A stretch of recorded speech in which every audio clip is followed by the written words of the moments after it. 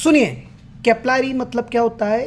कैपलारी tubes का मतलब होता है कि अपने हेयर के डायमीटर की साइज़ की ट्यूब्स, जैसे कि फॉर एग्जांपल हम एग्जांपल ले चुके थे कि कुछ डेप्थ पर आपने सरफेस सब सरफेस इरिगेशन के लिए पाइपलाइन गाड़ रखी है। बात समझ में आ रही कि नहीं आ रही है? ये आपका खेत है, इतनी डेप्थ पर आपने गाड़ रखा था पाइप। मान लीजिए इसमें किसी कारणवश इसमें, तो भैया अगर ये पाइप में होल हो जाता है तो पानी ऑटोमेटिकली ऊपर राइज होगा कि नहीं होगा? पानी ऊपर राइज होगा और अपने को यहाँ सरफेस का पता पड़ जाएगा कि सरफेस गीली हो रही है। पानी ग्रेविटी के अगेंस्ट चलकर ऊपर आया कि नहीं आया? इस कंसेप्ट को बोलते हैं कैपिलरी राइज। समझ में आई बात? अब एक आपने टब ले लिया, उसमें लिक्विड भरा हुआ है और एक कैपिलरी ट्यूब ले ली, ठीक है? वाटर का स्ट्रक्चर इस तरह से बनता है, तो इसमें पानी राइज होगा और ये जो इसमें वाटर भरा हुआ है पूरा। समझ में आ रही है बात? हमें ये हाइट निकालना है कि कितनी हाइट तक कैपिलरी के अंदर फ्लूइड या लिक्विड जो भी है वो राइज हुआ। समझ में आई बात? कंसेप्ट है कैपिलरी राइज। समझ में आ रही कि नहीं आ रही बात? अब मेरी बात सुनना, जितना प्रेशर यहां होगा उतना ही प्रेशर यहां पर भी होगा। Let this pressure be P A, let this pressure be P B. लेकिन यहां का प्रेशर जो है वो पी सी कुछ और होगा। पी सी जो होगा प्रेशर वो पी ए प्लस इतनी हाइट की वजह से होगा। अगर लिक्विड की फ्लूइड की विस्कोसिटी रो है तो प्रेशर पी सी पर कितना हो जाएगा? P A pressure plus H rho G. ये हाइट एच ही तो निकालना है।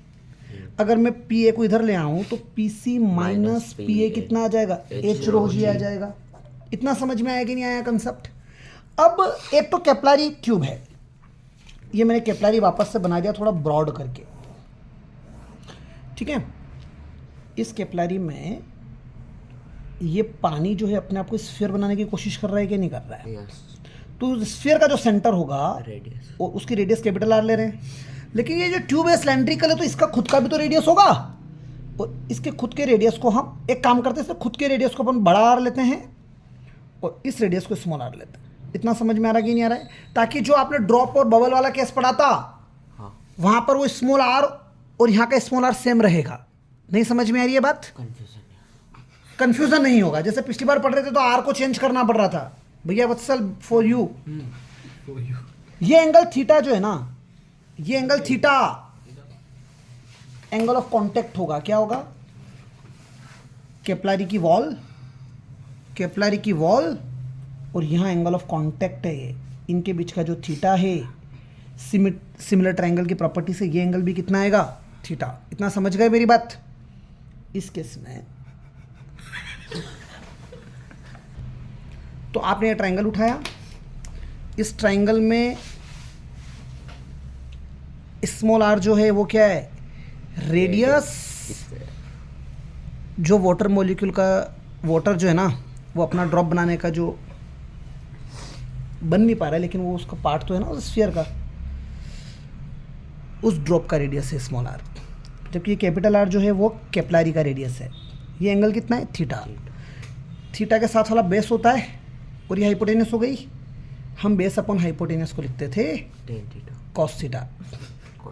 बेस की जगह कैपिटल आर, हाइपोटेनस की जगह small R equal to cos theta. R ऊपर जाएगा, कॉस थीटा नीचे आएगा। समझ में आ रही बात? तो R by cos theta is equals to R, ऐसा लिख सकते हैं। अब एक चीज़ देखिएगा कि ये तो आपका कंसेप्ट आ गया। ये क्या बनेगा? ये पानी का स्फेरिकल शेप जो कर्व आ रहा है ये ड्रॉप बनने की कोशिश कर रहा है, तो हम ड्रॉप का चेंज इन प्रेशर लिखेंगे P I minus P not. क्या लिख रहे थे अपन? 2s अपॉन में आर। और आर किसका रेडियस था? ड्रॉप का रेडियस था। समझ में आ रही कि नहीं आ रही बात? आर किसका रेडियस था भैया? ड्रॉप का रेडियस था। आपको आर की वैल्यू मिल गई यहाँ से कितनी? कैपिटल आर अपॉन में कॉस थीटा, जहाँ पर कैपिटल आर क्या है? रेडियस ऑफ कैपिलरी और थीटा क्या है? Angle of contact. तो इसको मैं डेल पी लिख दूँ या पी एट सी माइनस पी एट ए ही, तो P inner minus P outer है। इस जगह मैं डायरेक्टली एच रो जी लिख देता हूँ। क्या लिख देता हूँ? एच रो जी। जहाँ पर एच हो गई कैपिलरी की हाइट, रो हो गई फ्लूइड की डेंसिटी, और जी क्या हो गया? ठीक है, 2s। ये यहाँ पर मैंने गलत बोल दिया था शब्द, विस्कोसिटी बोल दिया था, जबकि ये क्या है? डेंसिटी है। 2s अपॉन में r, कैपिटल आर, हाँ कैपिटल आर वाली वैल्यू डाल दो, कैपिटल आर अपॉन में कॉस थीटा। तो कॉस थीटा ऊपर जाएगा, एच रो जी की जगह एच रो जी, 2s की जगह 2s, r की जगह r, डिनोमिनेटर के भी डिनोमिनेटर वाला कहाँ चला जाएगा? ऊपर। समझ में आ रही कि नहीं आ रही बात? तो मैं रो जी को डिवाइड में लेके आ जाऊँ, h will be equal to 2s cos theta upon में r रो जी। मैंने गलती करी थी शुरू में, जब मैं रो लिख रहा था तो मैंने बाय मिस्टेक विस्कोसिटी बोल दिया था, जबकि ये क्या है?